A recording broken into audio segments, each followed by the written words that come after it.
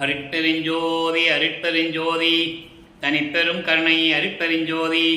எல்லா உயிர்களும் இன்புற்று வாழ்க, வள்ளல் மலரடி வாழ்க வாழ்க, கொல்லாபிரதம் குவளை எல்லாம் ஓங்குக, நல்லோர் நினைத்த நலம் பெறுக, நன்றி நினைத்தெல்லோரும் வாழ்க இசைந்து. உலக மக்களே, அறிவார்ந்த அன்பர்களே, ஆன்மநேய ஒருமைப்பாடுடைய அன்பர்களே, வல்லப்பமான் அருளிய திருவொற்பாவிலிருந்து 6ஆம் திருமுறையிலிருந்து 67வது பதிகமாகிய சிற்சக்தி துதி என்ற பதிகத்தில் இருக்கின்ற பாடலுடைய விளக்கங்களை பார்த்து கொண்டிருக்கிறோம். இதை கொடி வணக்கப்பாட்டு என்று கூட கூறுவார்கள்.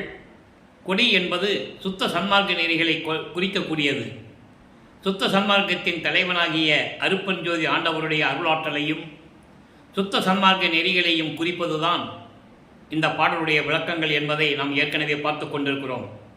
10 பாடல்களை கொண்ட இந்த பதிகத்திலே இதுவரையில் 8 பாடலுடைய விளக்கங்களை பார்த்திருக்கின்றோம். மீதி இருக்கின்ற கடைசி 2 பாடலுடைய விளக்கங்களை இன்று நாம் பார்க்க போகிறோம். வல்லப்பெருமான் அவர்கள் இந்த பூலோகத்திற்கு ஒரு தாயின் வழியாக வருவிக்க உற்று சென்னையிலே 33 ஆண்டுகள் சமயங்கள், மதங்கள், மார்க்கங்களில் கூறப்பட்ட நெறிமுறைகளை பின்பற்றி கொண்டிருந்த போது இறைவனுடைய திருவிளையாடல் எப்படியெல்லாம் நடந்தது என்பதையும், அதன் பிறகு சுத்த சன்மார்க்கத்தை பெற்ற பிறகு கருங்குழியிலே 9 ஆண்டுகள் உறைவிடமாக கொண்டிருந்த பொழுது அங்கே எப்படி இறைவனுடைய திருவிளையாடல் நடந்தது என்பதையும், அதன் பிறகு ஜீவகாருண்ய ஒழுக்கத்தை இந்த உலக மக்களுக்கு தெரியப்படுத்த வேண்டும் என்பதற்காக இங்கே வடலூரிலே தர்மசாலையை நிறுவி எப்படியெல்லாம் இறைவனுடைய அருளை பெற்றுக்கொண்டார் என்பதையும் நாம் ஏற்கனவே விளக்கமாக பார்த்தோம். 1/1/1823ஆம் ஆண்டு தொடங்கிய அருட்பெருஞ்சோதி ஆண்டவருடைய திருவிளையாடல் 30/1/1874 இரவு 12 மணி வரையிலும் 51 ஆண்டுகள் நடைபெறுகின்ற திருவிளையாடல்களை 8 ஆண்டுகளாக பிரித்து தன் மகனுக்கு எப்படியெல்லாம் அருளை கொடுத்தார் என்பதை நாம் ஏற்கனவே தெளிவாக அருட்பெருஞ்சோதி ஆண்டவருடைய திருவிளையாடல் என்ற பதிகத்திலே நாம் ஏற்கனவே பார்த்துவிட்டோம். வல்லப்பமானவர்கள் 48 ஆண்டுகள் வரையிலும், அதாவது வருவிக்க உற்று 48 ஆண்டுகள் வரையிலும் தர்மசாலையிலே இருந்து கொண்டிருந்த பொழுது தந்தையும் மகனும் நிரந்தரமாக இருப்பதற்காக ஒரு இடத்தை தேர்வு செய்வதற்காக மேட்டுக்குப்பம் வந்ததையும், மேட்டுக்குப்பத்திற்கு வந்த பிறகு தர்மசாலையை நிறுவியதையும், அதன் பிறகு தைப்பூசத்தன்று இங்கே ஜோதி காட்டியதையும், அகவல் எழுதியதையும், ஞானசருடைய விளக்கத்தை வல்லப்பமானவர்கள் நமக்கு அருளியதையும் எல்லாமே தெளிவாக பார்த்துவிட்டோம். அடுத்தபடியாக சுத்த சன்மார்க்க நெறிகளை கொண்ட கொடியை சுத்த சன்மார்க்க கொடி கட்டியது. சுத்த சன்மார்க்க கொடி கட்டும்போது அவர் அருளிய அந்த 10 பாடலுடைய விளக்கங்களை தான் நம்ம பார்த்து கொண்டிருக்கிறோம். இன்று நிறைவடைகிறது. இதன் பிறகு வல்லப்பமானவர்கள் பேருபதேசம் செய்ததை நாளையிலிருந்து நாம் பார்க்க போகிறோம். பேருபதேசம் முடிந்தவுடனே இறைவன் தன் மகனோடு வந்து 2 கலந்து கொண்டு எப்படி அருட்பெருஞ்சோதி ஆண்டவர் ஆனார் என்பதை நாம் பின்னாளிலே பார்க்க போகிறோம். பாடலை நன்றாக கவனியுங்கள். இன்று 9வது 10வது 2 பாடல்கள். வல்லப்பமானவர்கள் சுத்த சன்மார்க்க நெறிகளையும் சுத்த சன்மார்க்க நெறியினுடைய தலைவனாகிய தனிப்பெரும் தலைமைப்பதி அருட்பெருஞ்சோதி ஆண்டவருடைய அருளாற்றல்களையும், இவர் சமயங்களிலும் மதங்களில் இருக்கும்போது தான் இருந்த நிலைகளையும், சுத்த சன்மார்க்கத்தை பெற்ற பிறகு அவர் இறைவன் எப்படி இவரை மீட்டெடுத்துட்டு வந்து அருளை கொடுத்தார் என்பதை தான் இந்த பாடல்களிலே நாம் பார்த்து கொண்டிருக்கிறோம். 9வது பாடல், முதல் 2 பாடல்களை பாடுகிறேன். அதன் பிறகு விளக்கத்தை கொடுக்க காத்திருக்கிறேன். தடுத்தல் அறிய, நல்லா கவனிக்கணும். இப்போதான் சொன்னேன் நான், அதாவது சமயங்களையும் மதங்களையும் மார்க்கங்களையும் சார்ந்திருந்த போது வல்லப்பமானுடைய நிலை எப்படி இருந்தது என்பதை கூறி, அதன் பிறகு சுத்த சன்மார்க்கத்தை கொடுத்த பிறகு அவருடைய நிலை என்ன என்பதை இந்த பாடலிலே நமக்கு அருளியிருக்கிறார்கள். தடுத்தல் அறிய பயம் கவலையெல்லாம் தவிர்த்து கருத்து உள்ளே அடுத்த கொடியே, அருள் அமுதம் அளித்து எந்தனை மெய் அருள் கரத்தால் எடுத்த கொடியே, சித்தியெல்லாம் இந்தா மகனே என்று எனக்கே கொடுத்த கொடியே. இந்த எனக்கென்ற வார்த்தை திருவொற்பாவிலே பல இடங்களில் வருவதுண்டு. எனக்கே என்பது எனக்கு மட்டும் என்று பொருள், வேறு யாருக்கும் கிடையாது. இந்த பிரபஞ்சத்திலே இவ்வளவு அருளை பெற்றது வேறு யாரும் இல்லை என்பதை கூறுவதுதான் எனக்கே என்று கூறுகிறார். அருட்பெருஞ்சாண்டவர் யாருக்கும் அருளை கொடுத்ததில்லை. அப்போது எனக்கே அருள் களத்தால் சித்தியெல்லாம் இந்தா மகனே என்று எனக்கே கொடுத்த கொடியே, ஆனந்த கொடியே, அடியேருக்கு அருள்கவே. அடுத்த பாட்டு, ஏட்டை தவிர்த்து என் எண்ணமெல்லாம் எய்த ஒளி தந்து பாட்டை புனைந்து பரிசு அளித்த பரமஞான பதிக்கொடியே, தேட்டை தனி பெரும் அருட்செங்கோல் செலுத்தும் சுத்த சன்மார்க்க கோட்டை கொடியே, ஆனந்த கொடியே, அடியேருக்கு அருள்கவே. இந்த 2 பாடலுடைய விளக்கம் பாருங்க, நல்லா கவனிச்சுட்டே வாங்க. அதாவது வல்லப்பமானவர்கள் இந்த பூலோகத்திற்கு ஒரு தாயின் வழியாக அருட்பெருஞ்சோதி ஆண்டவர் வருவிக்க செய்தும் கூட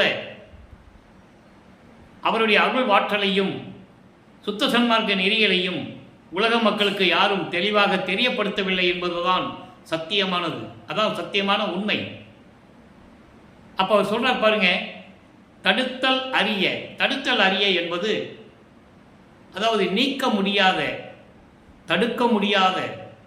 இப்போ நமக்கு பயமும் கவலையும் வந்துச்சுன்னா அதை தடுக்க முடியாது. நீ வெளியே போ, என்னை விட்டு போன்னு சொல்லவும் முடியாது.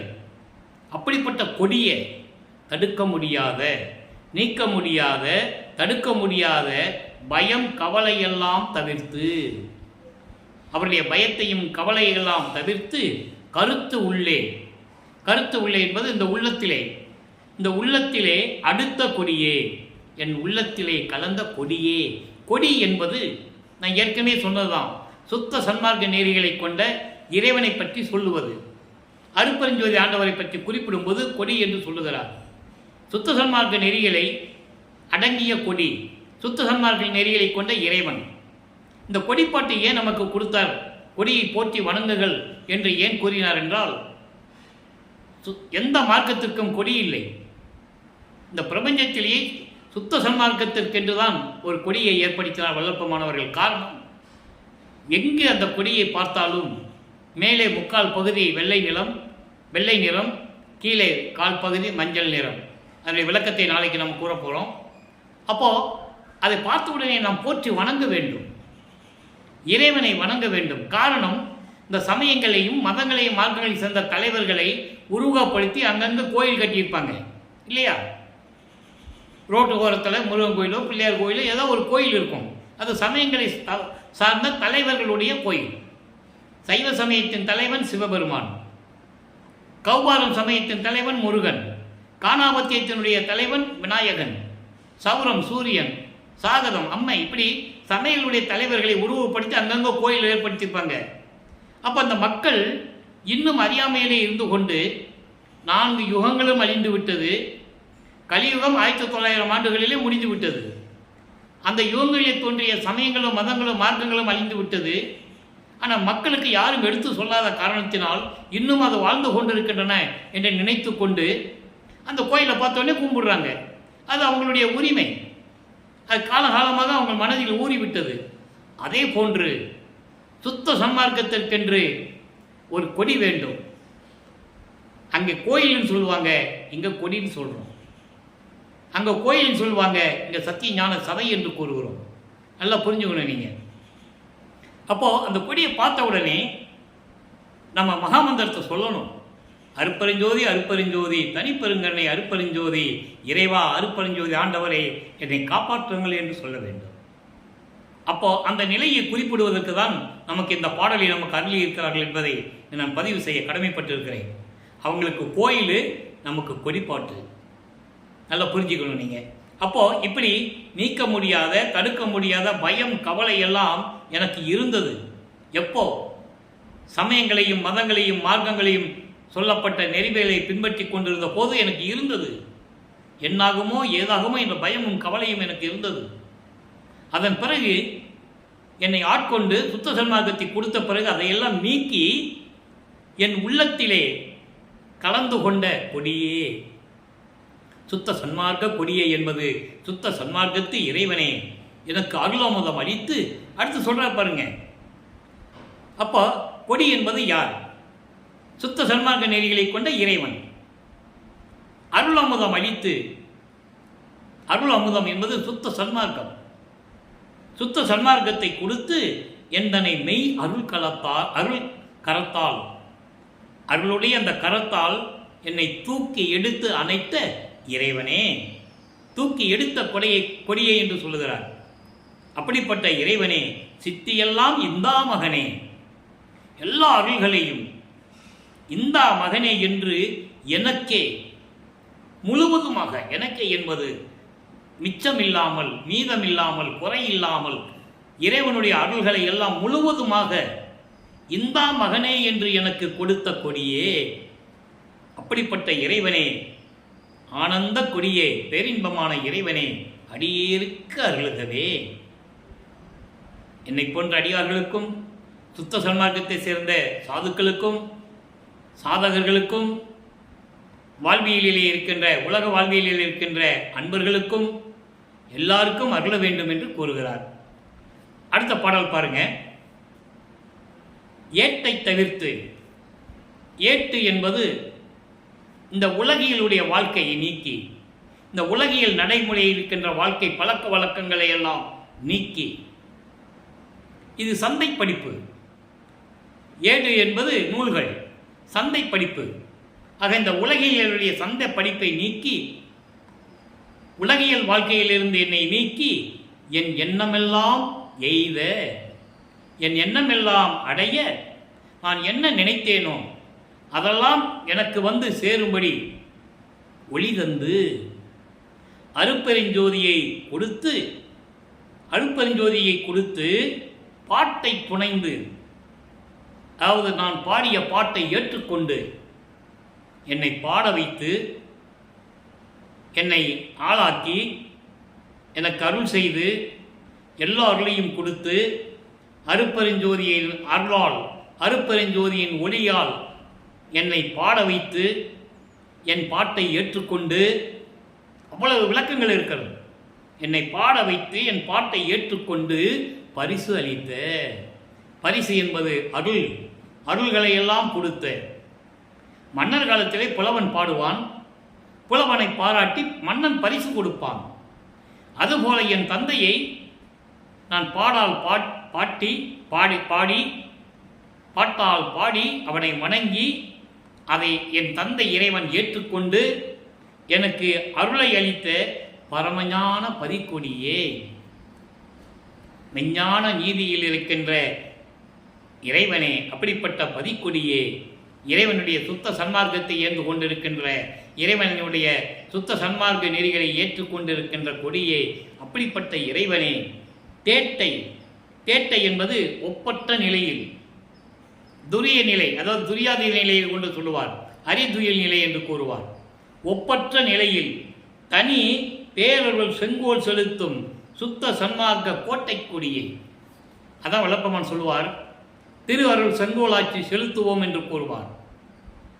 செலுத்துவேன் என்று கூறவில்லை, நான் தான் செலுத்துவேன் என்றும் கூறவில்லை. இறைவன் அருட்பெருஞ்சாண்டவர் தனிப்பெருள் செங்கோலாட்சி செலுத்துவார் என்றும் சொல்லவில்லை. திரு அருள் செங்கோலாட்சி செலுத்துவோம் என்று கூறுவார். அதற்கு காரணம் இறைவன் தன்னோடு கலந்து விட்டதனால். இரண்டு பேரும் ஒன்றாகிவிட்டார்கள். இரண்டு பேரும் ஒன்றாகிவிட்டதனால் ஒரே இறைவன் அருட்பெருஞ்சோதி ஆண்டவர் நிலையில் இருந்து கொண்டு நான் செங்கோலாட்சி செலுத்துவோம் என்று சொல்லுவார்.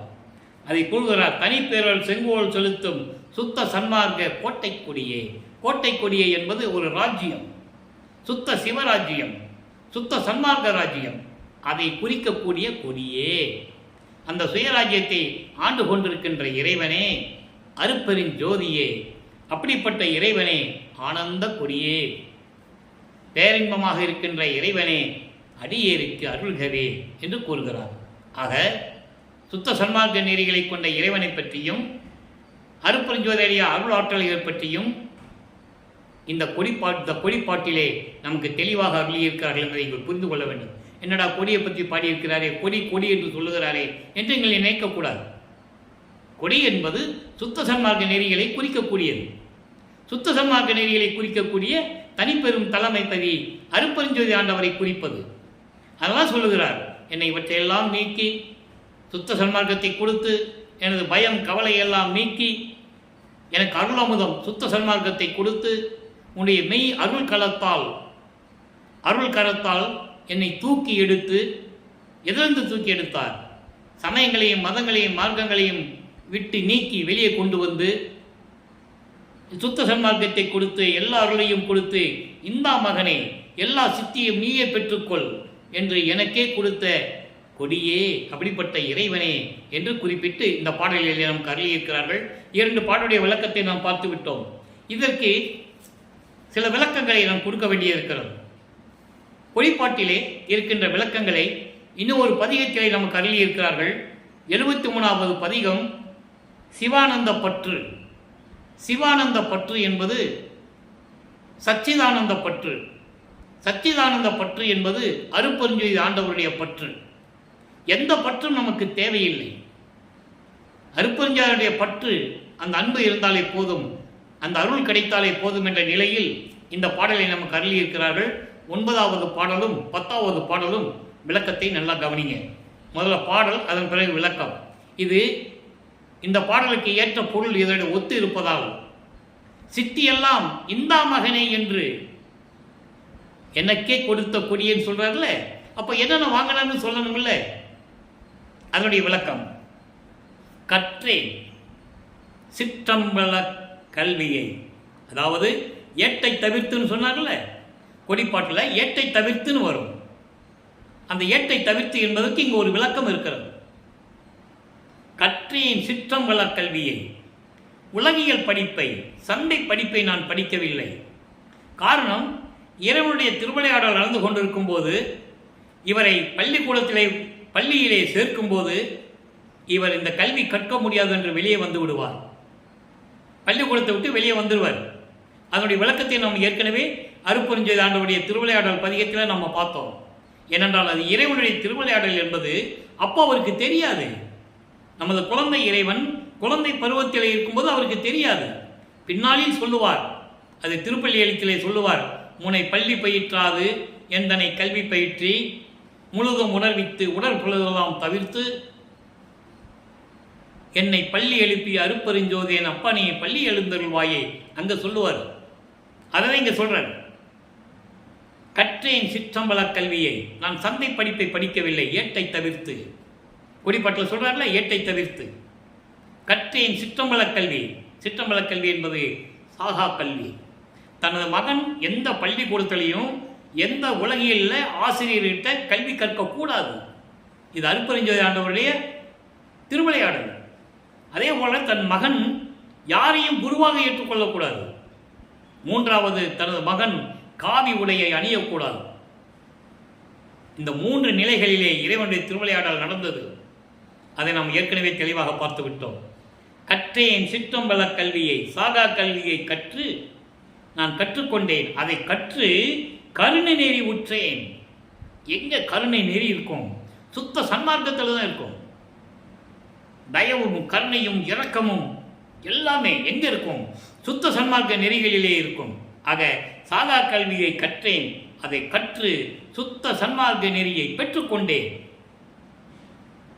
அதான் அருளமுதம் உண்டேன் என்று சொல்லுவார். அருளமுதம் கொடுத்து என்று சொல்லுவார். ஆக அப்படிப்பட்ட நிலையில் நான் சுத்த சன்மார்க்க நெறியை பெற்றுக்கொண்டேன். எக்காலமும் சாகாமல் ஓங்கும் ஒளி வடிவம் பெற்றேன். எந்த காலத்திலும், எந்த சூழ்நிலையிலும், எந்த இடத்திலும், எப்படிப்பட்ட ஏழைகளில் கூட இந்த சாகாத வடிவம், சாகாத வடிவம் என்ன? மரணமில்லா பெருவாழ்வு, முத்தேகம் கொண்டது. சுத்த தேகம், புரண தேகம், ஞான தேகம், இப்படி நான் தேகங்களை பெற்றுக்கொண்டேன். உயர்நிலை பெற்றேன். உயர்நிலை பெற்றேன். உயர்நிலை என்பது கடவுள் நிலை. 16வது நிலை ஞானத்தில் ஞானம். சரியக்கிரிய யோகம் என்ற 12 நிலைகள் மதங்களையும் சமங்களையும் மார்க்கங்களையும் சார்ந்தது. 13வது நிலை திரையோதச நிலை என்று கூறுவார். ஞான சரியிலிருந்து தொடங்குகிறது. ஞான சரியை, ஞானக்கிரியை, ஞானத்தில் யோகம், ஞானத்தில் ஞானம். உயர்நிலை பெற்றேன். கடவுள் நிலை அறிந்து அம்மையமாதம். ஏமசித்தி, சாகா கல்வி, தத்துவங்களை நிக்கரம் செய்தல். நிக்கரம் செய்தல் என்றால் தத்துவங்களை கடப்பது. தத்துவங்களை தனித்தனியாக கடந்தேன். தத்துவாதீத மேல்நிலையில் சித்தியல் முழுதும் தெரிந்தேன். அவை மேல் சிவநிலையை தெரிந்திட சென்றேன். எங்க போனாரு? சுத்த சிவன் வழிக்கு போனார். அங்கே இருக்கின்ற 16வது நிலையில் இருக்கின்ற பல வெளிகளை கடந்து பரவெளி, பரம்பரவெளி, பராபரவெளி, பெருவெளி, பெருசுகவெளி, இப்படி வெளிகளை எல்லாம் கடந்து வெட்ட வெளியில் இருக்கின்ற சுத்த சிவஞான வெளியில் இருக்கின்ற இடத்திற்கு சென்றார். ஏனென்றால் சுத்த சன்மார்க்கத்தை வாங்குவதற்கு எவ்வளவோ விளக்கங்கள் நாம் ஏற்கனவே கூறியிருக்கிறோம். 5 ஆண்டுகளாக நான் பதிவு செய்து கொண்டிருக்கிறேன் திருவருட்பாவை பற்றி. எல்லா பாடல்களின் விளக்கம், யாரும் கொடுக்க முடியாத விளக்கம் இறைவன் எனக்கு கொடுத்து இந்த அடியேனை ஆட்கொண்டு 6 திருமறைகளுக்கும் விளக்கம் கொடுத்ததனால் இதை நான் 5 ஆண்டுகளாக சொல்லிக் கொண்டிருக்கிறேன். இன்னும் 3 ஆண்டுகள் சொல்ல வேண்டிய பாக்கி இருக்கிறது. மொத்தம் 8 ஆண்டுகள் எனக்கு இறைவன் கட்டளையிட்டு இருக்கிறார். அதன்படி நான் பேசிக் கொண்டிருக்கிறேன், விளக்கங்களை உங்களிடம் சொல்லிக் கொண்டிருக்கிறேன். இது இறைவன் கொடுத்த விளக்கம். எனக்கு தமிழ் இலக்கியெல்லாம் தெரியாது. சதுரகிரியிலே 3 ஆண்டுகள் உட்கார வைத்து என்னை தினமும் 12 மணி நேரம் எழுதியிருக்கிறேன் 3 ஆண்டுகளாக. இறைவனுடைய தயவால் கருணையால் எனக்கு கிடைத்தது. அதனுடைய பாக்கியத்தை நான் உங்களிடம் பகிர்ந்து கொண்டிருக்கிறேன். அதில் நான் பெருமையும் படுகிறேன். அப்போ இந்த விளக்கங்கள் எல்லாம் சுத்த சன்மார்க்க விளக்கம். பாடலின் விளக்கம் இது வரி விளக்கம் அல்ல, நூல் விளக்கம் அல்ல. இப்போ நான் சொல்ற விளக்கம் எல்லாம் சுத்த சன்மார்க்க விளக்கம். ஆக இப்படி ஒளி வடிவத்தை பெற்றுக்கொண்டு உயர்நிலை பெற்றேன். ஒவ்வொரு வரிக்கும் ஒரு பாடலிலே விளக்கம் உண்டு. அதனால்தான் எல்லா பாடலில் இருக்கின்ற விளக்கங்களை, அங்கங்கே இருக்கின்ற விளக்கங்களை உங்களுக்கு என்னால் கூற முடிகிறது. அதுக்கப்புறம் பாருங்க, உலகில் பிற நிலையை பற்றேன். எனக்கு வேற எந்த நிலையும் எனக்கு தேவையில்லை. எந்த நிலை? சமயங்கள், மதங்கள், மார்க்கங்கள் சொல்லப்பட்ட நிலைகள் எனக்கு தேவையில்லை. இந்த சாத்திர குப்பைகள் எல்லாம் எனக்கு தேவையில்லை. தெளிவாக சொல்லுகிறார். அது பாடலிலே கூறியிருக்கிறார், நம்ம பார்த்திருக்கிறோம். சாதியிலே, மதங்களிலே, சமய நெறிகளிலே, சாத்திர சந்தடிகளிலே, கோத்திர சண்டையிலே பாடலை நாம் ஏற்கனவே விளக்கம் கொடுத்திருக்கிறோம். அது அங்கே ஆதியிலிருந்து அபிமானித்து, ஆதியிலிருந்து அபிமானித்து, பிரபஞ்சம் தோன்றிய காலத்திலிருந்து மக்கள் படிப்படியாக அதை ஏற்றுக்கொண்டு அலைந்து அலைந்து மடிவது அழகலவே அப்படிங்களாம் கூறுவார். அப்போ அந்த நிலைகள் எல்லாம் எனக்கு தேவையில்லை என்று கூறுகிறார். ஒரே நிலை, கடவுள் நிலையை நான் பற்றி கொண்டேன். மற்ற நிலைகள் எனக்கு தேவையில்லை.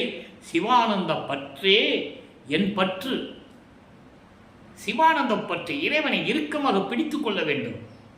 சுத்த சன்மார்க்க தலைவனாகிய அருட்பெருஞ்சோதி ஆண்டவரை இறுக்கமாக பிடித்துக் கொள்ள வேண்டும். இறைவனுக்கு கருணையும் தயவும் உண்டு.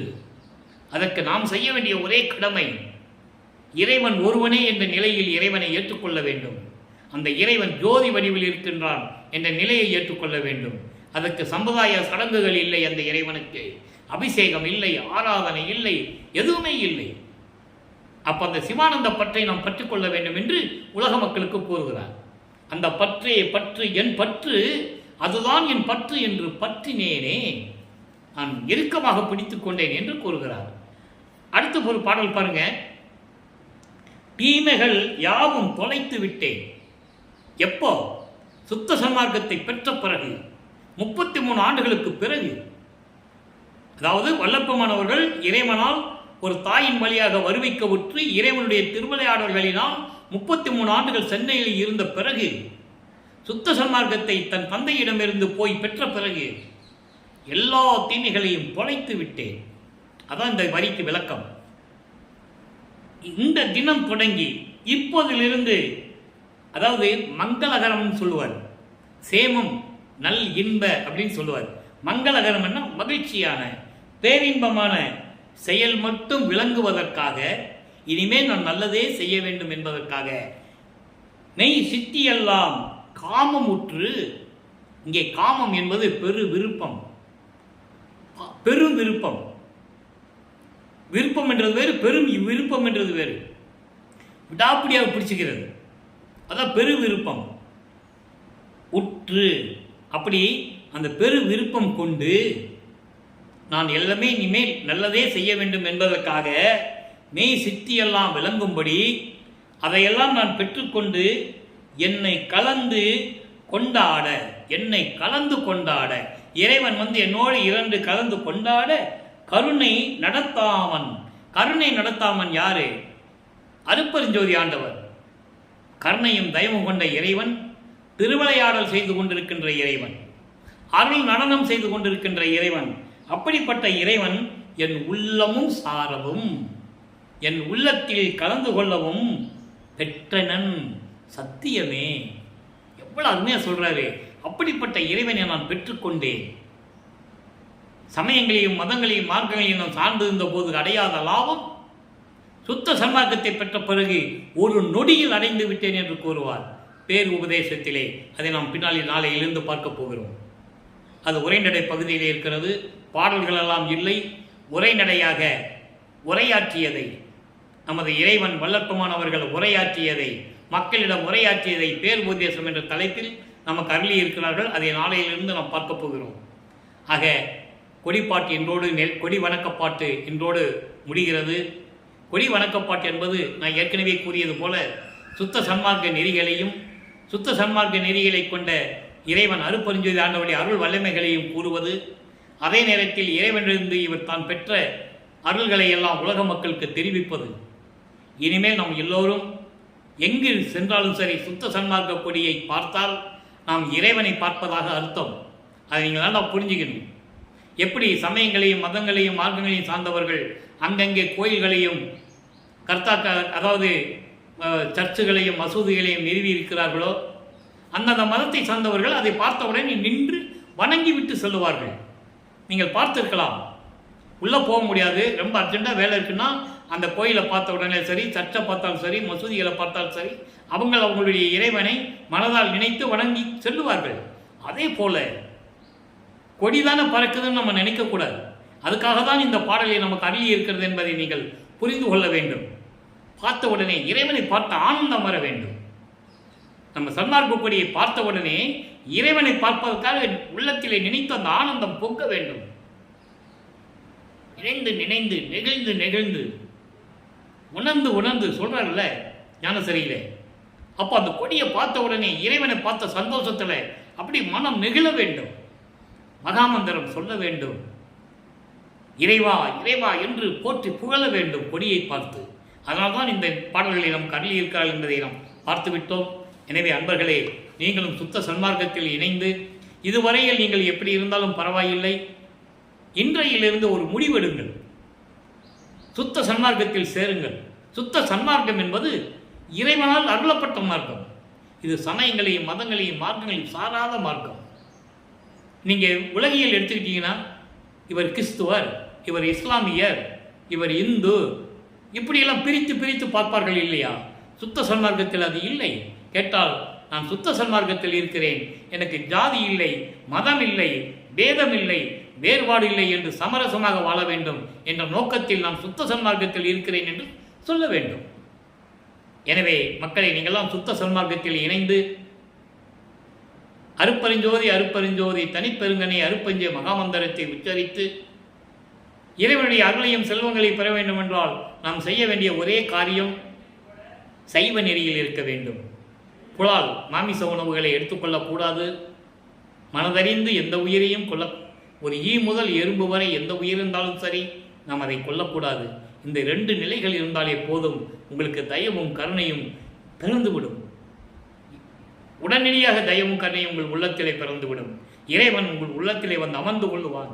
இது சத்தியம், சத்தியம், சத்தியம் என்று என்னால் சொல்ல முடியும்.